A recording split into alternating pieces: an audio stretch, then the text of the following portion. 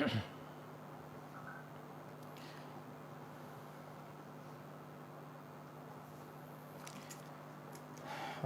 minasyaitonirrajim. Bismillahirrahmanirrahim. Alhamdulillahirabbil alamin. Arrahmanirrahim. Maliki yaumiddin. Iyyaka na'budu wa iyyaka nasta'in.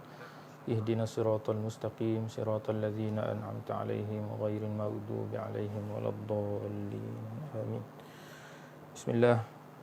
Bismillahirrahmanirrahim. Alhamdulillahirabbil alamin. Wassalatu wassalamu ala asyrafil anbiya'i wal mursalin sayyidina Muhammad wa ala alihi wa sahbihi ajma'in. Allahumma salli salatan kamilah wa sallim salaman tamman ala nabiyyin tanhallu bihil uqad wa tanfariju bihil kurab wa tuqda bihil hawaij wa tunalu bihil raghaib wa husnul khawatim wa yustasqal ghamam biwajhihil karim wa ala alihi. Subhanaka la ilma lana illa ma 'allamtana innaka antal alimul hakim. Rabbi shrah li sadri wa yassir li amri wahlul 'uqdatam min lisani yafqahu qawli. Amma ba'. Assalamualaikum warahmatullahi taala wabarakatuh. Alhamdulillah, sidang pendengar yang mengikuti live pengajian tafsir kita pada malam ini, dan yang dihormati kepada seluruh tuan-tuan guru, para asatizah, ibu-ibu, ayah-ayah, adik-adik, kakak, dan para sahabat yang mungkin mengikuti juga pengajian kita ini sama ada secara langsung ataupun secara rakaman. Mudah-mudahan Allah Ta'ala merahmati kita dan Allah Ta'ala menentukan kita akan dijauhkan, dilepaskan daripada bala bencana yang sedang kita lalui, dari segi kesihatan, dari segi ekonomi dan sebagainya, insya-Allah, mudah-mudahan. Dan insya-Allah seperti biasa, setelah lama agaknya kita berehat sebelum pada Hari Raya Haji hari itu, dan sambung ketika Hari Raya Haji, dan inilah kali pertama selepas pada Raya Haji kita sambung pengajian tafsir juzuk yang ke-27, iaitu surah At-Tur. Jadi hadirin yang dirahmati oleh Allah Subhanahu Wa Taala sekalian, insya-Allah pada malam ni kita akan teruskan lagi pengajian kita. Kita akan lihat di ayat yang seterusnya, di mana ayat yang terakhir yang kita telah bincangkan pada sesi terakhir pengajian kita adalah ayat yang ke-17. Ayat yang ke-17. Ayat yang ke-17, ya. Ayat yang ke-17 Allah Subhanahu Wa Taala sebut. Ayat yang ke-17 di dalam surah At-Tur ini, Allah Subhanahu Wa Taala sebut kepada kita, A'udzubillahi minasyaitonirrajim. Innal muttaqina fi jannatin wa na'im. Fakihina bima atahum rabbuhum wa waqahum rabbuhum 'adzabal jahim. Kulu washrabu hani'an bima kuntum ta'malun. Muttaki'ina ala sururin masfufah wa zawwajnahum bihurin 'ain. Walladzina amanu wattaba'atuhum dzurriyyatuhum biimanin alhaqna bihim dzurriyyatahum wama alatnahum min 'amalihim min syai'. Kullu imri'in bima kasaba rahin. Sadaqallahul azim. Jadi insya-Allah targetnya insya-Allah sampai ke situlah kita akan bincangkan pada malam ni sehingga ke ayat yang ke-21, sekiranya ada kesempatan dan ada masa lah, insya-Allah. Baik. Dalam kelas ataupun pengajian yang sebelum ni kita telah sebutkan bahawa Allah Subhanahu Wa Taala ceritakan kepada kita, bentangkan kepada kita keadaan orang-orang musyrikin ketika mana diazab oleh Allah Subhanahu Wa Taala di dalam neraka. Akibat daripada mereka ini tidak beriman kepada Allah Subhanahu Wa Taala, mensyirikkan Allah Subhanahu Wa Taala, dan lebih lagi daripada itu, mereka ini mengingkari Rasulullah sallallahu alaihi wasallam. Bahkan mereka mengejek, mempersenda, mengancam Rasulullah sallallahu alaihi wasallam, sehingga ada yang rancang untuk bunuh baginda, dan ada yang mengatakan bahawa baginda ni orang yang gila ataupun orang yang bawa sihir. Itu yang disebutkan oleh Allah Subhanahu Wa Taala. Jadi selepas Allah Ta'ala terangkan kepada kita azab secara terperinci macam mana Allah Subhanahu Wa Ta'ala buat kepada mereka yang mengingkari ajaran baginda Nabi sallallahu alaihi wasallam ini, Allah Subhanahu Wa Ta'ala datangkan selepas pada itu pula berita ataupun kisah berkenaan dengan kurniaan Allah Subhanahu Wa Ta'ala kepada hamba-hambanya yang bertakwa. Dan pada pengajian yang lepas kita dah sebut berkenaan dengan takwa. Apa dia maksud takwa, dan secara tidak langsung rasanya kita dah bincang berkenaan dengan ayat yang ke-17 ni. Innal muttaqina fi jannatin wa na'im. Sesungguhnya orang-orang yang bertakwa itu mereka ini berada di dalam syurga dan juga berada di dalam kenikmatan yang melimpah ruah. Baik. Seterusnya Allah Subhanahu Wa Taala sebut. Jadi dalam pengajian yang lepas boleh rujuk kembali. Kita dah bincang berkenaan dengan takwa. Kita dah gunakan panduan daripada kitab Syarah Riyadhus Salihin, iaitu kitab Dalilul Falihin. Disebutkan di dalam tu apakah yang dimaknakan dengan takwa dan apa dia yang kita nak mudah faham takwa ni apa dia sebenarnya. Jadi ayat ni kita dah bincangkan, kita akan masuk ke ayat yang seterusnya. Dan kita bincangkan juga minggu lepas, sebelum ini, pengajian sebelum ini kita katakan bahawa setelah Allah Subhanahu Wa Taala sebut kepada kita tentang keadaan ataupun azab yang diterima ataupun yang ditimpakan kepada orang-orang yang mengingkari ajaran baginda Nabi sallallahu alaihi wasallam, Allah Subhanahu Wa Taala datangkan pula berita berkenaan dengan kisah ataupun keadaan orang-orang yang beriman, orang yang bertakwa kepada Allah Subhanahu Wa Taala. Jadi daripada hal ini kita telah sebut bahawa Allah Subhanahu Wa Taala pun sebut kepada kita dua sisi. Sisi pertama adalah sisi untuk menakut-nakutkan kita supaya kita elakkan sungguh-sungguh diri kita daripada pertamanya mensyirikkan Allah Subhanahu Wa Taala. Yang keduanya kita elak sungguh-sungguh diri kita daripada tidak mengikuti ajaran baginda Nabi sallallahu alaihi wasallam. Sebab bila disebut kepada kita azab orang yang mengingkari ajaran Nabi, jadi kita akan rasa takut. Jadi sudut ni para ulama sebut ini adalah sudut kita panggil tarhib. Dalam hal mendidik ini adalah sudut tarhib. Tarhib ini menakut-nakutkan ataupun kita mengancam orang supaya menjauhi perkara yang tidak elok. Jadi datang pula Allah Ta'ala sebut kepada kita sisi yang kedua, iaitu sisi targhib. Disebut oleh para ulama dalam bab dakwah ataupun bab tarbiyah ini disebut sebagai targhib. Targhib ini untuk menggalakkan ataupun untuk memberi dorongan supaya seseorang itu melakukan kebaikan. Jadi dalam kisah ini ataupun cerita ini Allah Ta'ala sebut kepada kita kisah ataupun keadaan orang yang beriman kepada Allah Ta'ala, bertakwa kepada Allah Ta'ala, macam mana keadaan mereka di dalam syurga. Jadi hal ini boleh beri galakan kepada kita untuk kita terus bertakwa kepada Allah Subhanahu Wa Ta'ala, dan dia jadi berita gembira kepada kita untuk kita tambahkan lagi takwa kita, amal kita, tambahkan lagi, tingkatkan lagi keimanan kita kepada Allah Subhanahu Wa Ta'ala supaya kita dapat ganjaran yang akan kita bincangkan ni, yang disebutkan oleh Allah Subhanahu Wa Ta'ala. Baik. Allah Ta'ala sambung lagi selepas pada ayat 17 masuk ke ayat yang ke-18.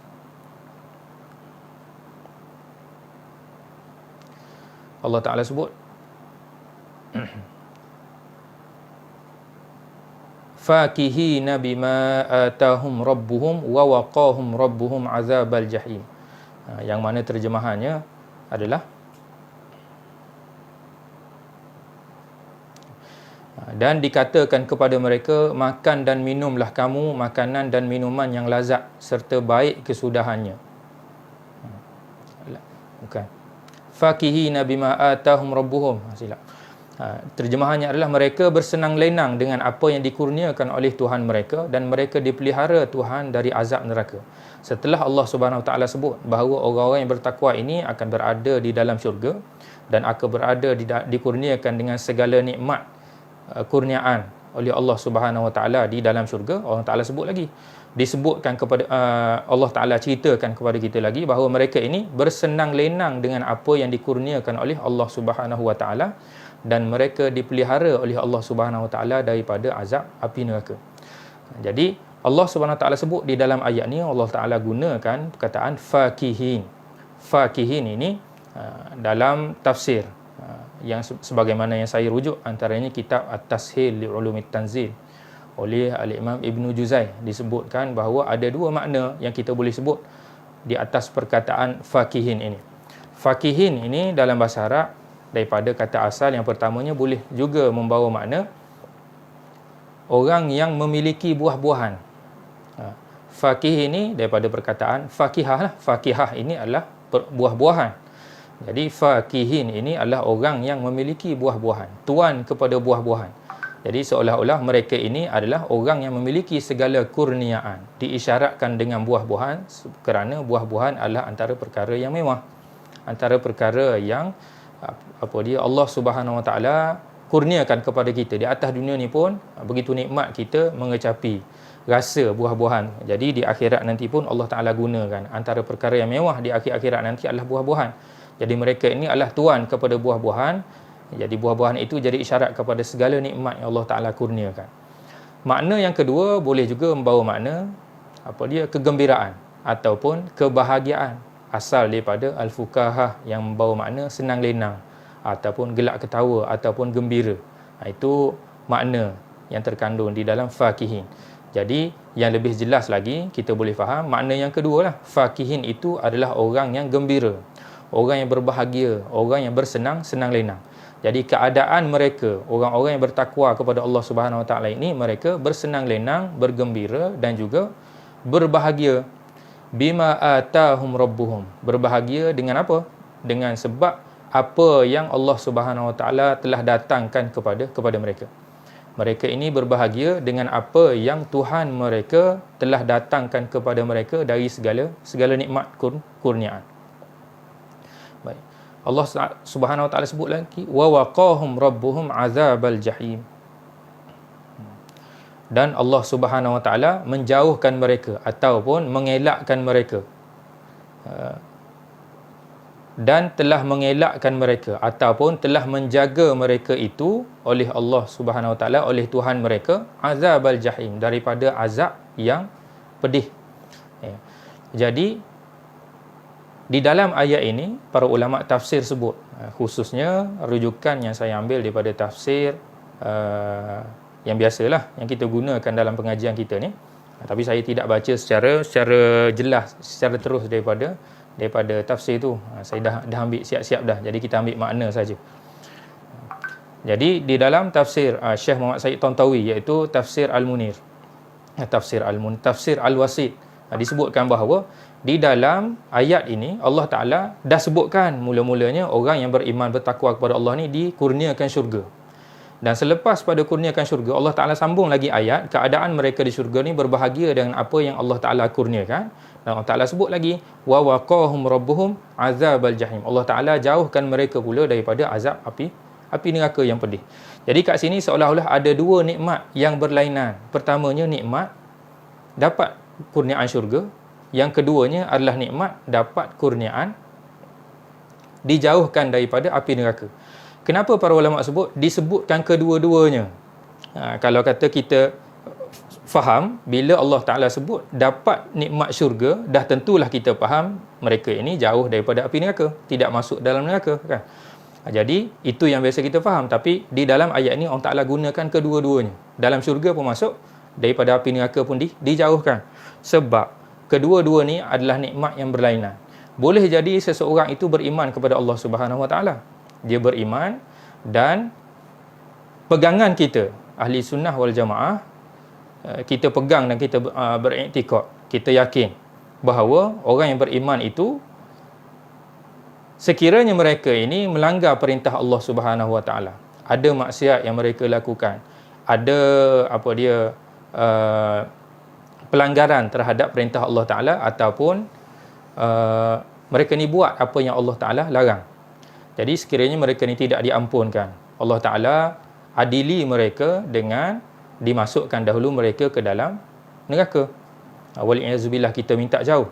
Cumanya kita nak sebut, tidak semestinya seseorang itu apabila dikurniakan nikmat syurga, seseorang hamba itu tidak dibalas oleh Allah Subhanahu Wa Taala dengan balasan api neraka.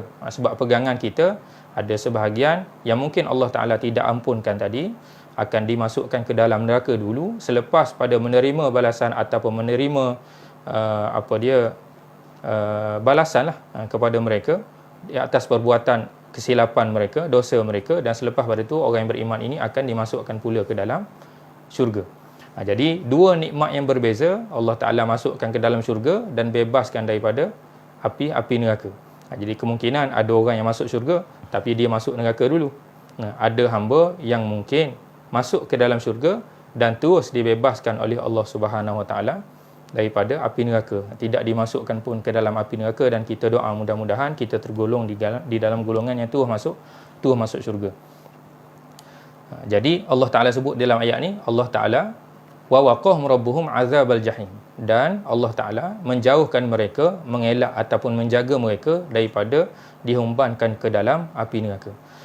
Jadi persoalan yang timbul kepada kita tadi, macam mana seorang yang bertakwa itu, sebab kita pegang tadi kita sebut sekali lagi bahawa pegangan kita, orang yang bertakwa ataupun beriman kepada Allah Ta'ala, meskipun dia ada takwa, mungkin Allah Ta'ala akan masukkan juga dia ke dalam neraka dengan sebab dia ada kesilapan dahulu.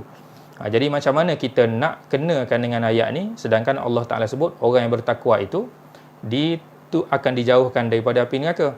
Jadi di dalam ayat ni, sebahagian ulama tafsir sebut yang dimaksudkan dibebaskan daripada api neraka ni adalah dibebaskan ataupun dijauhkan daripada mereka ini berkekalan di dalam api neraka. Jadi bila sebut tidak kekal di dalam api neraka, maksudnya keseluruhan orang yang bertakwa itu sudah tentu tidak akan kekal di dalam api neraka. Jadi mereka ni akan masuk juga ke dalam syurga macam-macam mana pun, setelah melalui balasan daripada Allah Subhanahu Wa Taala atas apa yang dilakukan di atas muka dunia dari segi segala kesilapan. Baik. Dan seterusnya Allah Taala sebut,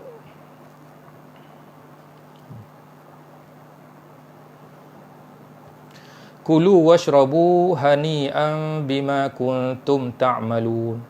Allah Ta'ala sebut kepada mereka, makanlah dan minumlah dengan penuh senang lenang. Ataupun terjemahan yang tepat, dikatakan kepada mereka, makan dan minumlah kamu makanan dan minuman yang lazat serta baik kesudahannya, dengan sebab apa yang kamu telah kerjakan. Jadi antara nikmat kurniaan juga di hari akhirat nanti, di dalam syurga nanti, Allah Ta'ala sebut, disebut kepada mereka, dipersilakan kepada mereka. Jadi bila kita sebut dipersilakan, kita pun boleh faham. Bila kita datang ke rumah orang, contohnya kan, bila kita datang ke rumah orang, kita dijemput untuk naik. Dijemput untuk naik itu pun orang persilakan kita, sila naik, jemput naik. Maknanya dia arahkan kita. Istilah kita arah ataupun suruh kita. Tapi suruh tu bukan dalam keadaan dia paksa kita, tapi untuk memuliakan kita. Dipersilakan kita masuk. Jadi dipersilakan kita masuk, dijemput kita duduk di meja makan pula. Lepas pada duduk di meja makan, dihidangkan kepada kita dengan juadah makanan kepada kita sebagai tetamu, dan disebut kepada kita, dipersilakan makan. Silakan makan dan silakan minum. Jadi disebut, kalau kata kita faham keadaan ataupun situasi tetamu tadi tu, dia datang ke rumah, masuk ke dalam rumah tuan rumah, duduk di meja makan, tuan rumah pun persilakan dia, sila makan. Jadi ayat ataupun perkataan sila makan itu melambangkan apa dia? Melambangkan hormat ataupun melambangkan tuan rumah ini memuliakan tetamu. Jadi bila kita tengok ayat Allah Ta'ala sebut kepada kita, bila kita mudah-mudahan masuk ke dalam syurga nanti, dikatakan kepada orang yang masuk ke dalam syurga tadi tu, kulu washrabu, makanlah dan minumlah. Jadi maknanya begitu sekali dimuliakan sehingga disebut kepada kita silakan makan dan silakan minum. So umpama kita datang rumah orang tadi, dimuliakan kita sebagai tetamu. Makan dan minumlah dengan penuh senang lenang. Makan dan minumlah dengan makanan yang lazat ni, yang menjadikan kita gembira, bahagia dan kita berasa senang lenang. Bima kuntum ta'lamun. Makanan ini dikurniakan kepada orang tadi kerana apa yang telah mereka lakukan di atas dunia. Maksudnya dengan amal soleh yang mereka lakukan di atas dunia, Allah Ta'ala begitu sekali mempersilakan mereka ni untuk mengecap nikmat makan dan minum, makanan dan minuman yang lazat ini, sehingga perkara itu mendatangkan kebahagiaan kepada mereka. Sebabnya mereka beramal di atas dunia. perkara-perkara kebaikan yang dilakukan. Seterusnya Allah Ta'ala sebut muttaqiina ala sururim masfufah. Dan mereka duduk berbaring di atas pelamin-pelamin yang tersusun, berderet. Wa zawwajnahum bihurin 'ain. Dan mereka ini dijadikan teman kepada mereka bidadari-bidadari yang putih melepak, lagi luas cantik matanya. Jadi itu terjemahan yang saya bacalah daripada salah satu terjemahan yang ada di dalam internet ni. Jadi Allah Ta'ala sebut lagi nikmat orang di dalam syurga ni, bukan setakat makanan tadi. Seterusnya Allah Ta'ala sebut mereka ini duduk bersenang lenang. Muttaqi'in ni, kalau tak silap dalam bahasa Arabnya muttaqi' ni, cara duduk kita tu duduk, kalau kata kita duduk mengiring ni, kita bertongkat sebelah. Bertongkat sebelah. Ni kan keadaan biasanya kalau kata kita jumpa maknanya ya, keadaan orang yang duduk maknanya senang sungguh lah kan. Tanda apa dia? Tanda dia ni tenang sungguh. Maknanya duduk. Muttaqi' ni duduk bersandar dengan lengan contohnya, duduk mengiring macam tu kan. Maknanya tanda yang duduk istirahat sungguh, duduk bersenang lenang sungguh. Ataupun muttaqi' ni maknanya duduk bertongkat tangan ke belakang. Maknanya kita contohnya kan lepas kenyang makan, contohnya kan. Terlalu kenyang sangat makan, maknanya terpaksa sandarkan tangan, tongkat dengan tangan ke belakang. Jadi badan tu bertongkat dengan tangan. Tandanya apa? Tandanya kita begitu rehat sekali. Selepas pada makan tadi lah yang kita bawa contoh. Cuma nak kata keadaan duduk tu muttaqi' itu sama ada duduk mengiring ataupun duduk bertongkat tangan ke belakang. Itu kedua-duanya keadaan orang yang bersenang lenang dalam keadaan duduk dia tu. Orang yang senang, bukan orang yang kita kata ada masalah ataupun ada kerunsingan ataupun perlu fokus kepada benda-benda tertentu, tak ada. Jadi keadaan duduk tu adalah keadaan duduk orang yang tengah istirahat ataupun orang senang lenang. Itu maksudnya muttaqi'. Orang yang duduk tadi tu. Jadi diterjemah dalam keadaan yang mereka ini berbaring. Munasabahlah maknanya duduk di atas katil-katil, berbaring di atas pelamin-pelamin yang berderet, yang disusun secara berderet. Dalam ayat lain Allah Ta'ala gunakan ala sururin mutaqabilin. Mutaqabilin maksudnya sentiasa bertentangan, maknanya di dalam bertentangan dengan ahli syurga yang lain, disusun berderet dan bertentangan. Macam mana keadaan tu? Bila disebut dengan lafaz-lafaz sedemikian, kita boleh gambarlah kot sedikit sebanyak, tapi gambaran kita tu tidaklah menepati apa yang sebenarnya berlaku secara hakikat di dalam syurga. Jadi bila sampai syurga nanti, pada hari ini kita tahu sikit apa yang Allah Ta'ala sebut melalui kalam dia kepada kita di atas dunia. Sebab kita kena tahulah kan apa yang Allah Ta'ala sebut kepada kita, apa yang Allah Ta'ala cerita kepada kita di atas dunia ni tentang hari akhirat nanti, tentang nikmat syurga. Jadi kita dapat gambaran sikit. Sampai di syurga nanti, kita akan yakin sungguh-sungguh bahawa apa yang kita baca dan kita bincang pada malam ni betul-betul itu berlaku di dalam syurga. Cuma keadaannya lebih menarik dan lebih nikmat lah. Sebab di dunia ni kita tak boleh nak gambar kan betapa tingginya kenikmatan di syurga. Baik. Wa zawwajnahum bihurin 'ain. Dan kemudian Allah Ta'ala sebut mereka ini, selain diletakkan mereka duduk berbaring ataupun bersandar senang lenang di atas pelamin-pelamin, mereka ni dipertemankan mereka pula dengan bidadari-bidadari. Wa zawwajnahum. Zawwajnahum di sini kalau bahasa kita, zawwajnahum ni dipernikahkan mereka, bukan dipernikahkan. Maksudnya dipertemankan mereka. Sebab nikah ni di atas dunia sahaja. Tapi di hari akhirat Allah Ta'ala kehendaki dipertemankan kita dengan bidadari-bidadari dan supaya kita dapat kenikmatan dengan duduk bersama dengan mereka tu, dengan segala kenikmatan. Jadi Allah Ta'ala sebut zawwajnahum, tapi maknanya sini dipertemankan kepada kita dengan bidadari. Kebiasaannya kita dengar lafaz hurun in ini ataupun hurun in ini disebut sebagai bidadari. Hur ini maksudnya, hur ini lafaz jamak daripada haura. Lafaz jamak daripada haura yang membawa makna orang yang matanya begitu putih, mata putihnya. Orang yang begitu putih mata putihnya.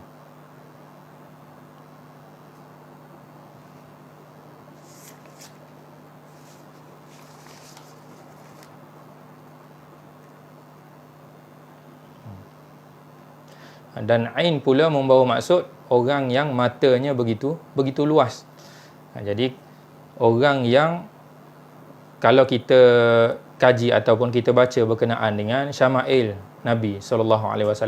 Rasulullah SAW ni antara sifat tubuh badan baginda Nabi SAW, sifat mata baginda Nabi begitu putih, mata putih baginda dengan ada kemerah-merahan sikit, dan begitu hitam, mata hitam baginda. Jadi bila kita pegang Rasulullah SAW ni adalah orang yang paling cantik dan paling handsome sepanjang sejarah Allah Ta'ala cipta makhluk ni. Bila Allah Ta'ala cipta mata putih itu sebagai perkara yang cantik dan mata hitam itu sebagai perkara yang cantik, dan maka itulah kecantikannya sebenar.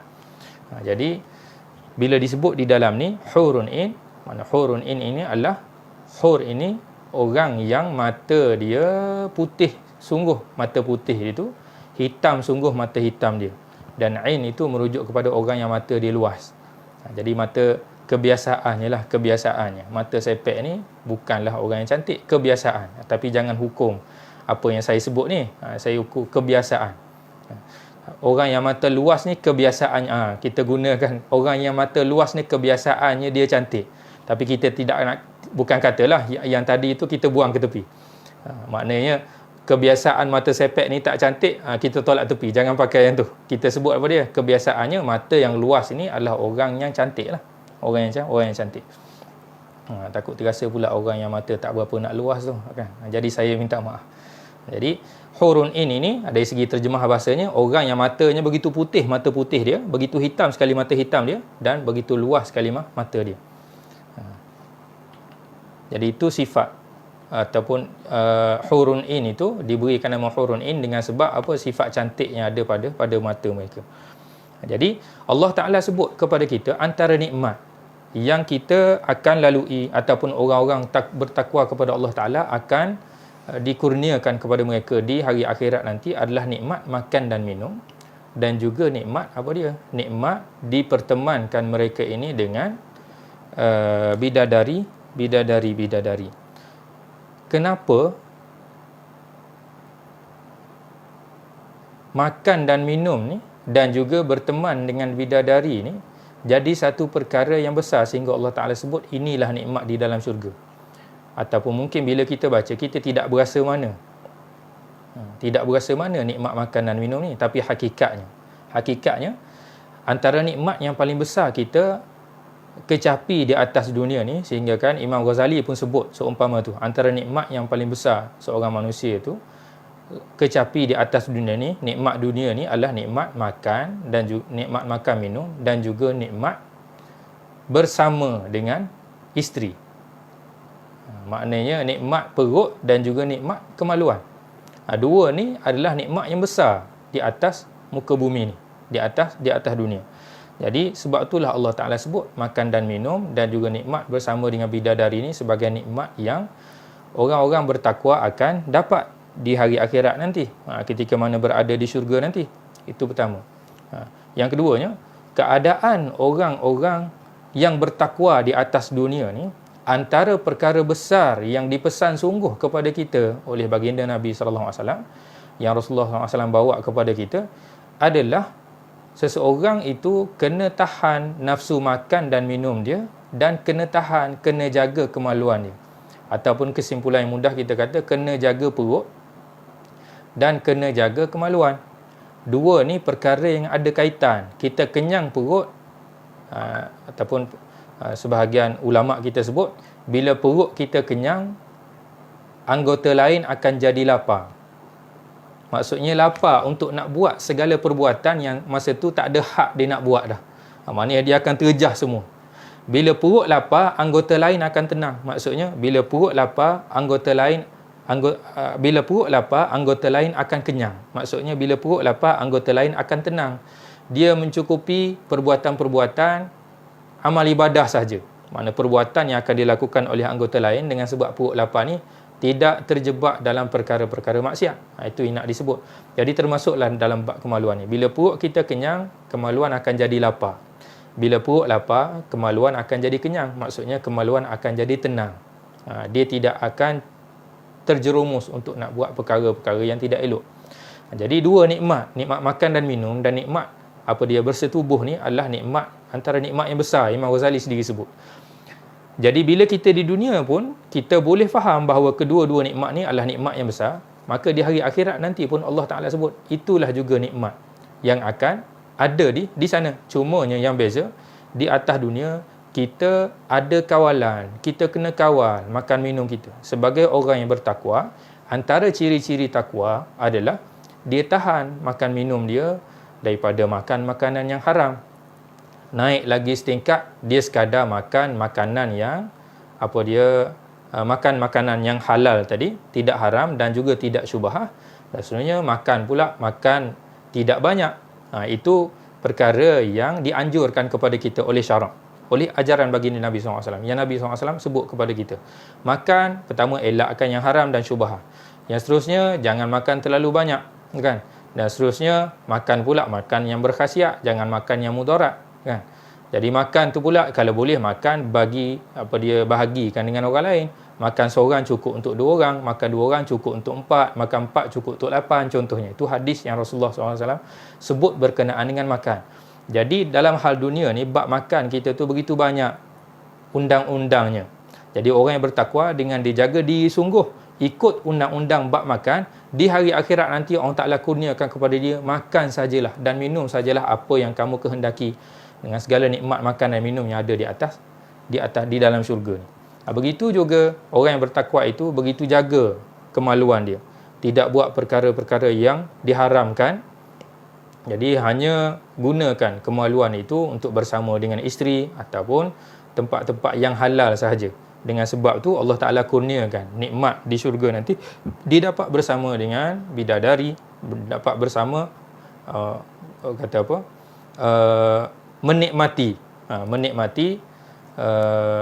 nikmat melalui anggota kemaluan pula. Itu hikmah yang disebut kenapa makanan dan juga bidadari ini antara nikmat yang besar di syurga nanti. Supaya jadi galakan kepada kita. Di atas dunia kita rasa makan minum ni benda yang nikmat. Kita rasa di atas dunia ni bersetubuh, kan? Nikmat persetubuhan tu sebagaimana yang disebut oleh Imam Ghazali. Nikmat setubuh tu adalah nikmat yang antara nikmat yang besar. Dengan sebab kita kecapi di atas dunia ni, Allah Ta'ala sebut kita juga akan dapat makan dan minum, akan dapat juga bersama dengan bidadari. Dia jadi bangkit semangat kita lah untuk kita jaga kehidupan kita atas dunia ni ikut perintah Allah Ta'ala. Dan kita akan mudah-mudahan dikurniakan dengan nikmat untuk dapat makan dan minum dan juga dapat bersama dengan bidadari di syurga. Itu hikmah kenapa Allah Ta'ala gunakan makan dan minum juga bidadari sebagai nikmat yang disebut kepada kita, yang kita akan dapat di dalam syurga.